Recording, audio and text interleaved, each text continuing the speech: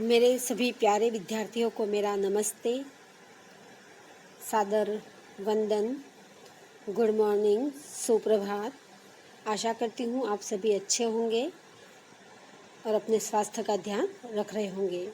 तो बच्चों, अपन 12वीं कक्षा की आरोह पुस्तक का अध्ययन कर रहे थे, जिसके अंतर्गत अपना ने 3 पाठों का अध्ययन कर लिया है। आज हमारा चौथा पाठ है रघुवीर सहाय। यहाँ पर एक रघुवीर सहाय की कविता है जिसका अपने को अध्ययन करना है। सबसे पहले हम जान लेते हैं रघुवीर सहाय जी का सामान्य परिचय। ये हैं रघुवीर जी सहाय, जिसको आप देख पा रहे होंगे। इनका जन्म सन 1929 में हुआ, 9 दिसंबर 1929, लखनऊ उत्तर प्रदेश में। इनकी प्रमुख रचनाएं रही है अज्ञे द्वारा संपादित दूसरा सप्तक 1951 में, आरंभिक कविताएं, महत्वपूर्ण काव्य संकलन। दूसरा सप्तक यानी यज्ञ जी जो थे, उन्होंने कुल 4 तार सप्तक लिखे हैं, जिसके अंतर्गत 7 कवियों को शामिल किया गया, इसलिए इसको सप्तक कहा गया है। तो जिसमें दूसरे सप्तक जो 1951 में है, उसमें इनको शामिल किया गया है। उनमें उनकी कविताएं हैं कुछ, जैसे काव्य संकलन में सीढ़ियों पर, धूप में, आत्महत्या के विरुद्ध, हंसो हंसो जल्दी हंसो, ये तो आदि उनके काव्य संग्रह है। कुछ पते, कुछ चिट्ठियाँ, एक समय था, आदि इनके काव्य संग्रह हैं। इसमें दे नहीं रखे, मैं आपको बताती हूँ। कुछ इनके निबंध संग्रह भी है। दिल्ली मेरा प्रदेश, लिखने का कारण, उबे हुए सुखी, वे और नहीं होंगे जो मारे जाएंगे, भंवर, लहरें और तरंग, ये इनके कुछ निबंध संग्रह रहे।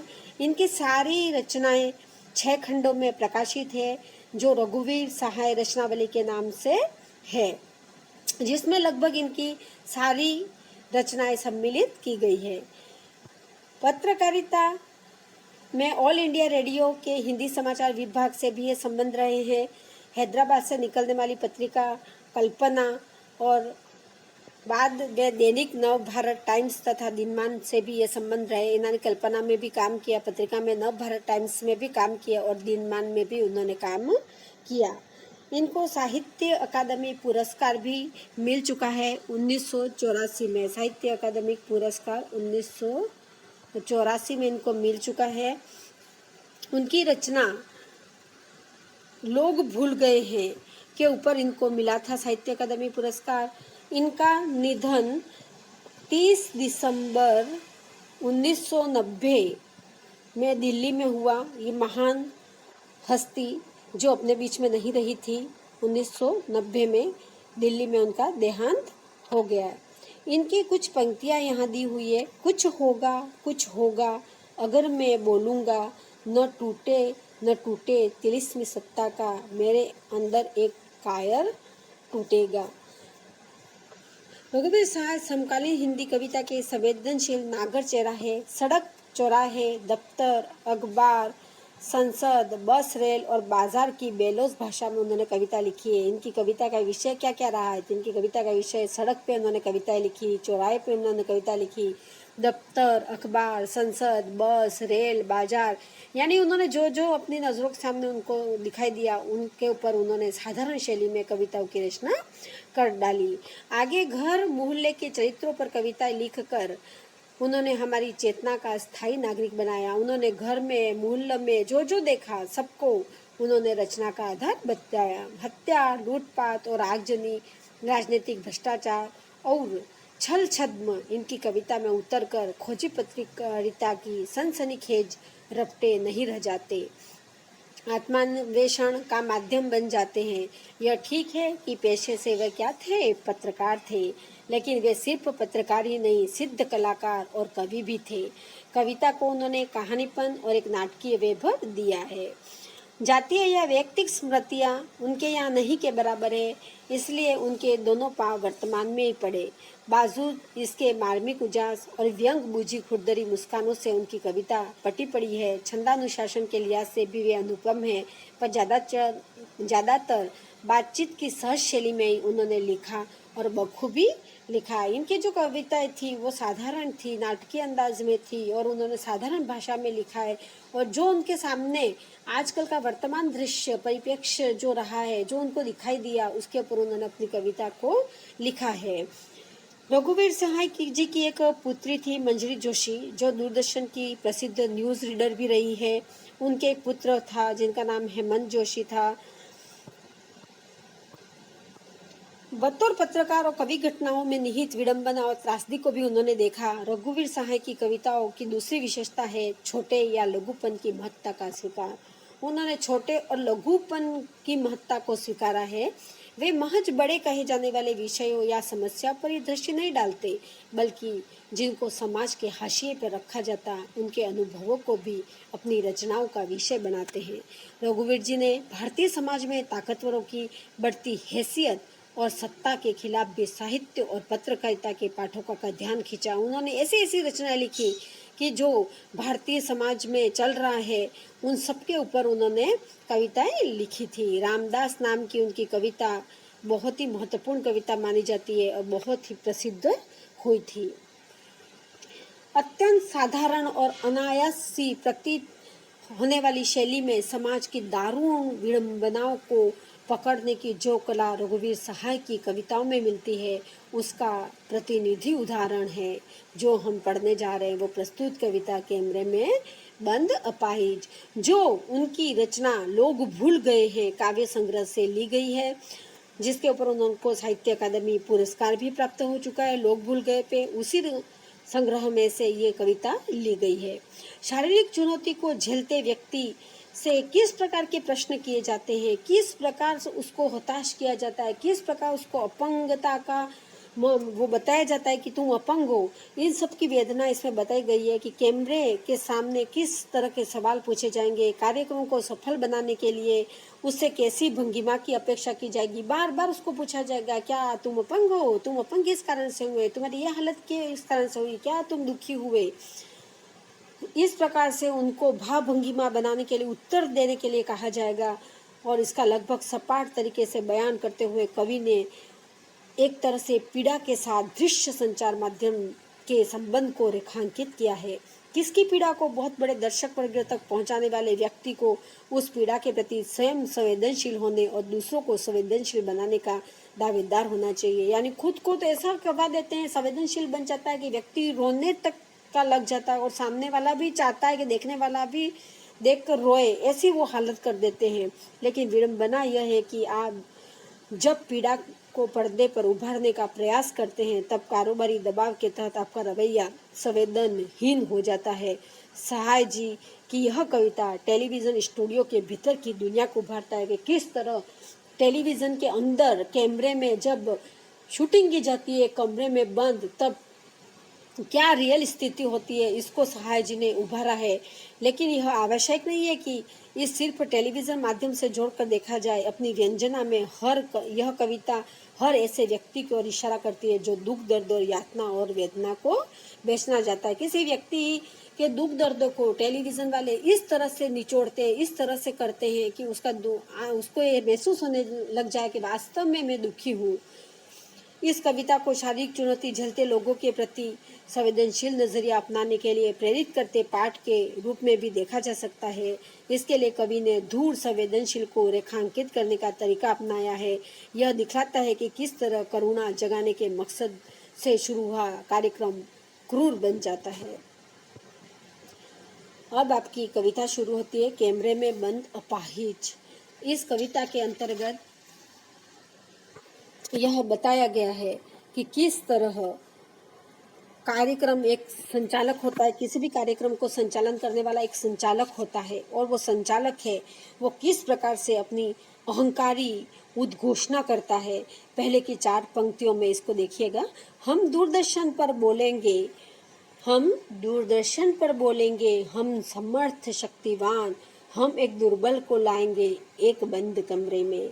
यहाँ कवि क्या कह रहा है कि जो कार्यक्रम संचालक होगा वो बड़े अहंकारी भाव से अपनी उद्घोषणा कर रहा है कि हम क्या है, समर्थ है, शक्तिवान है, शक्तिशाली है। वो अपने हम को अहंकारी बता रहा है कि हम तो कार्यक्रम संयोजक है, हम कार्यक्रम को शुरुआत देने वाले हैं, हम क्या है, शक्तिशाली है। और हम क्या करेंगे, शक्तिशाली लोग को, एक कमजोर आदमी को ढूंढेंगे, दुर्बल आदमी को ढूंढेंगे और अपने कार्यक्रम को अच्छे से चलाने के लिए, उसको संवेदनशील कार्यक्रम की प्रस्तुति देने के लिए स्टूडियो के एक बंद कमरे में एक कमजोर और व्यथित व्यक्ति को बुलाएंगे। आगे कार्यक्रम संचालक क्या कहता है, उससे पूछेंगे तो क्या आप अपाहिज है, तो आप क्यों अपाहिज है, आपका अपाहिजपन तो दुख देता होगा, देता है।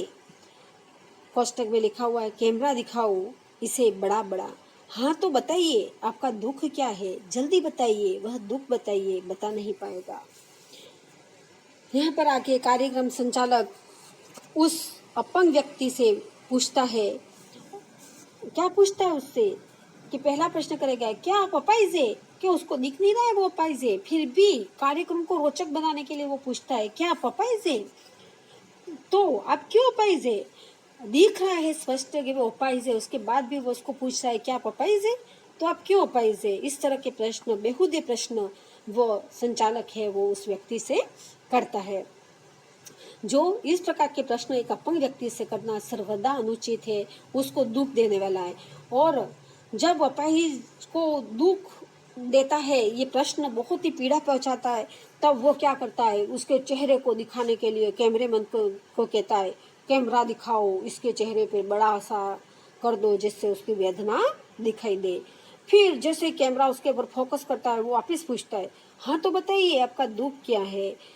तो पूछता है कि पहले तो पूछ लिया अपंग क्या है, फिर पूछता है कि हाँ बताइए आपका दुख क्या है, जल्दी बताइए दुख क्या है, क्योंकि कैमरे का फोकस उसके ऊपर है, उसको जल्दी जल्दी से जानना है कि हाँ आपका दुख क्या है, ताकि इसके चेहरे पे संवेदनशीलता आ जाए और उसके कार्यक्रम सफल हो जाए।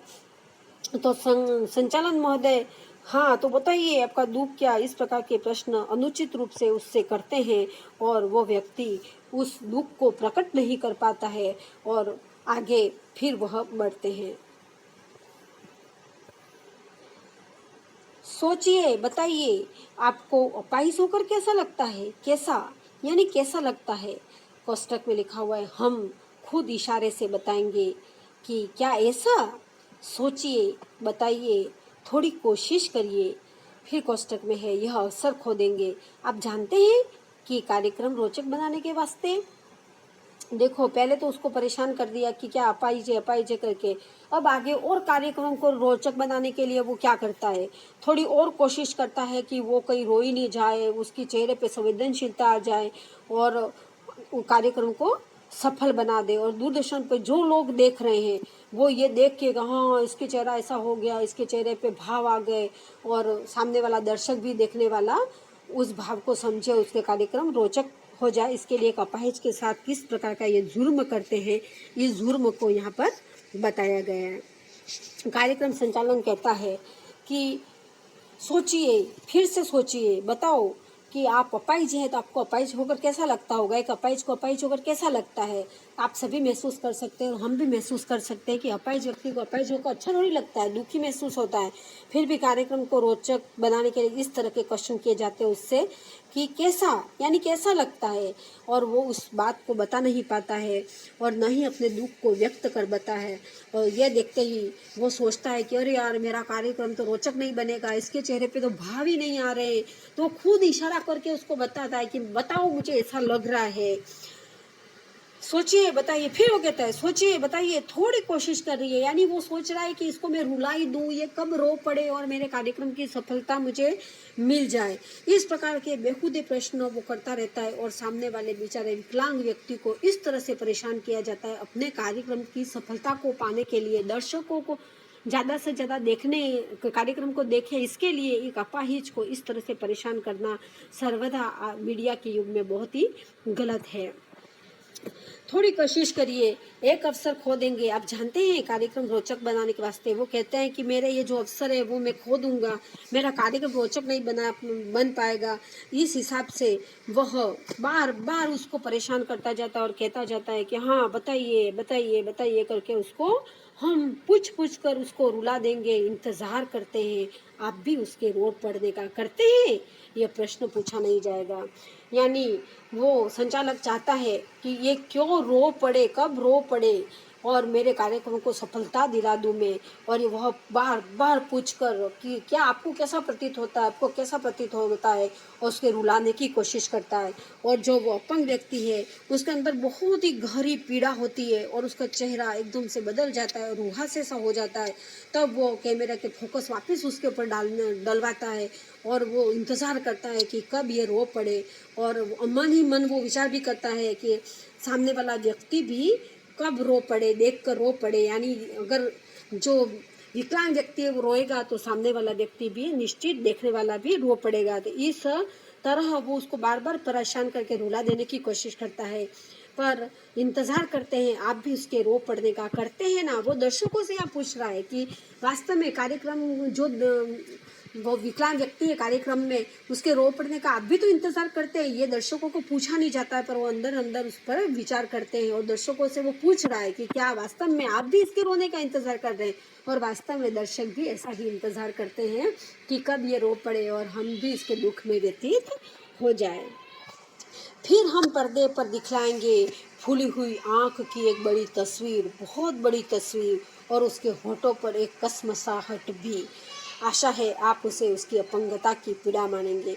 फिर क्या करते हैं कि जैसे उसका रुआ सा चेहरा हो जाता है या अगर वो रो पड़ता है तो उसके सामने बड़े से न वो कैमरे को फिट कर देंगे और उसकी फूली फूली आँखों की तस्वीर दिखाई दे और होठों पर जो उसकी विडंबना है वो दिखाई दे। इस प्रकार कैमरे में दिखाया जाएगा कि वास्तव में इसको अपनी अपंगता की पीड़ा है, ये दर्शाने के लिए। सिर्फ किसके लिए? कार्यक्रम को रोचक बनाने के लिए, अपने स्वार्थ के खातिर बेचारे एक अपंग व्यक्ति को इस तरह रुला दिया जाता है। एक और कोशिश दर्शक, धीरज रखिए, देखिए हम दोनों एक संग रुलाते हैं और आप और वह दोनों कैमरा। फिर वो कहते हैं कि थोड़ी देर दर्शकों के भाई इंतज़ार कीजिए, हम उसको रुला ही देंगे, बस इसकी सफल चेष्टा कर रहे हैं कि अभी रो ही पड़ेगा। कैमरा बस करो, नहीं हुआ रहने दो, पर्दे पर वक्त की कीमतें, अब मुस्कुराएंगे हम। तब आगे कैमरेमैन को वो रोता नहीं है, उसके कार्यक्रम विफल हो जाता है, तब उसको गुस्सा आ जाता है। वो कैमरेमैन को कहता है बस करो, रहने दो, पर्दे का एक एक पल कीमती होता है। समय और धन के व्यय को तुम अपाहिज और दर्शक क्या जानते हो? तुम इन दोनों को उपेक्षित कर रहे हो, उसका उपेक्षा कर रहे हो। हमने जो चाहा था वो हमारा हो नहीं पाया और उपेक्षा के शिकार बन गए। आप देख रहे थे सामाजिक उद्देश्य से युक्त कार्यक्रम, बस थोड़ी कसर रह गई। धन्यवाद। अब कैमरा अपाहिज से हटकर संचालन के चेहरे पे, जो संचालक होता है उसके चेहरे पर आता है और कार्यक्रम की असफलता के उद्देश्य से संचालक हल्का सा मुस्कुराकर अभिवादन करता है और कहता है कि हाँ, अभी आप क्या कर रहे थे? कार्यक्रम देख रहे थे, सामाजिक उद्देश्य की पूर्ति हेतु एक कार्यक्रम देख रहे थे, इसके लिए आपको धन्यवाद। परंतु संचालक को अभी भी कार्यक्रम की सफलता में कमी दिखाई देती है। क्यों कमी दिखाई देती है? क्योंकि वो रो नहीं पड़ा और उसका उद्देश्य था कि वो अपंग व्यक्ति रोए और रो कर अपनी लाचारी को प्रकट करे और मेरा कार्यक्रम रोचक बन जाए। वो अपने स्वार्थ के खातिर एक अपंग व्यक्ति से इस तरह के बेहुदे सवाल करता है और उसको रुलाने की कोशिश करता है, जो सर्वदा गलत है, बहुत ही गलत है। किसी को इस तरह से अपनी लाचारी को प्रकट करवाना। काश अपाहिज की पीड़ा से सुरबाहर अपाहिज और दर्शक दोनों साथ साथ रोते। अंतिम तक उसका यही रहता है कि अपाहिज व्यक्ति और दर्शक दोनों साथ साथ रो पड़ते तो मेरा कार्यक्रम कितना सफल होता। मेरी तरफ से मैं एक ही बात कहना चाहूँगी, किसी को भी इस तरह से अपंगता को दर्शाना नहीं चाहिए, उसको महसूस नहीं होने देना चाहिए कि ये अपंग है। पर आजकल के कार्यक्रमों में इस तरह का दिखाया जाता है सिर्फ अपने स्वार्थ के लिए कि अपना कार्यक्रम चल पड़े और अपने कार्यक्रम को चलाने के लिए वो कुछ भी कर गुजरने के लिए तैयार रहते हैं, सामने वाले की संवेदना को कभी भी महसूस नहीं करते हैं। तो बच्चों, आज आपकी ये कविता समाप्त हुई। कैमरे में बंद अपाहिज बहुत ही अच्छी कविता थी। और आजकल जो टीवी पे दिखाया जाता है, इंटरव्यूज़ वगैरह दिखाई देते हैं, उस पे करारा प्रहार रघुवीर सहाय जी ने किया है कि किस प्रकार एक कमरे के अंदर किसी भी व्यक्ति को बंद कर उसको क्या कुछ नहीं करवाया जाता है और वो लाचार व्यक्ति बेचारा सब कुछ करता जाता है। अब अपन अभ्यास प्रश्न कुछ देख लेते हैं इसमें। पहला आपके प्रश्न है, कविता में कुछ पंक्तियाँ कोष्टक में रखी गई है। मैंने आपको बार बार बोल बोल के सुनाया है कोष्टक की पंक्तियाँ, जैसे मैं आपको बताती हूँ। कोष्टक की पंक्तियाँ आप देखना, कोष्टक की पंक्तियाँ मैं बताती हूँ। जैसे कैमरा दिखाओ इसे बड़ा बड़ा, एक तो ये पंक्ति है। दूसरी है, हम खुद इशारे से बताएंगे कि क्या ऐसा। फिर नेक्स्ट आपकी पंक्ति है, आप अवसर खो देंगे। फिर नेक्स्ट है, यह प्रश्न पूछा नहीं जाएगा। इसके बाद है, आशा है आप उसे उसकी अपंगता की पीड़ा मानेंगे। ये सारी जो पंक्तियां है कोष्टक में। फिर आगे ये है, कैमरा बस करो नहीं हुआ रहने दो, पर्दे पर वक्त की कीमत है। फिर है, बस थोड़ी सी कसर रह गई। ये सारी जो पंक्तियां है कोष्टक में दी गई है, आपकी समझ में इसका क्या औचित्य है, ये कोष्टक में क्यों दी गई है, इसका आपको उत्तर बताना है। ये कोष्टक में इसलिए दी जाती है, मैं थोड़ा सा आपको बता देती हूँ कि कैमरा दिखाओ बड़ा बड़ा इस तरह का, कि यह संचालक है वो अपनी जो कैमरेमैन होता है उसको ये कहता है कि इस तरह से करो, इस तरह से करो, क्योंकि जिस तरह से वो सामने अपंग का चेहरा बनता है तो कैसा दिखाई देता है, तो उसको ये दर्शाना चाहता है, उसकी मासूमियत, उसकी गरीबी को वो दर्शाना चाहता है इस तरह से। दूसरा आपका प्रश्न है, कैमरे में बंद अपाहिज करुणा के मुकुटों में छिपी क्रूरता की कविता है, विचार कीजिए। बिल्कुल करुणा की, संचालक को ऐसा दर्शाया जाता है बहुत ही करुणावान है और बहुत ही दयालु है, पर उसके मुकुट के पीछे जो क्रूरता छिपी रहती है वो कोई नहीं जानता है। इसके ऊपर आप बच्चों बहुत अच्छा लिख सकते हो। अगर आप लिख कर मुझे उत्तर दो तो बहुत बढ़िया है, नहीं तो कल मैं आपको उसके उत्तर लिख कर बताऊंगी। हम समर्थ शक्तिवान और हम एक दुर्बल को लाएंगे, पंक्ति के माध्यम से कवि ने क्या व्यंग किया है, यानी यहाँ पर अहंकार प्रकट किया है किसका, संचालक का, कि हम तो शक्तिमान है, हम एक दुर्बल व्यक्ति को लाके अपने कार्यक्रम को क्या बना देंगे, रोचक बना देंगे। यहाँ पर व्यंग कसा गया है दुर्बल व्यक्तियों पर। नेक्स्ट है, यदि शारीरिक रूप से चुनौती का सामना कर रहे व्यक्ति और दर्शक दोनों एक साथ रोने लगेंगे तो उस प्रश्नकर्ता का कौन सा उद्देश्य पूरा हो जाएगा, प्रश्नकर्ता का कौन सा उद्देश्य पूरा हो जाएगा, उसका तो कार्यक्रम रोचक बन जाएगा। दोनों साथ साथ रो देंगे तो वो उसमें संवेदना बढ़ जाएगी और संवेदना बढ़ जाते ही कार्यक्रम अच्छा बन जाएगा। पर्दे पर वक्त की कीमत है कहकर कवि ने पूरे साक्षात्कार के प्रति अपना नजरिया किस रूप में रखा है। बहुत अच्छा क्वेश्चन है, आप इसको लिखकर बता सको तो बताना, नहीं तो इन 5 क्वेश्चनों के आंसर मैं आपको कल लिखकर बता दूंगी। आशा करती हूँ आपको ये कविता बहुत अच्छे से समझ में आई होगी और आप इन प्रश्नों का उत्तर अच्छे से कविता को समझकर दे पाएंगे। अगर आप किसी कारणवश नहीं दे पाते हैं, कल मैं इसके उत्तर लिखकर आपको बता दूंगी। तो आपको अगर अच्छी लगी हो कविता, मेरी कविता समझ में आई हो, मेरे पढ़ाने का तरीका आपको समझ में आया हो, तो आप मेरे चैनल को ज़्यादा से ज़्यादा सब्सक्राइब करें, लाइक करें, शेयर करें। इसी आशा के साथ जय हिंद, जय भारत।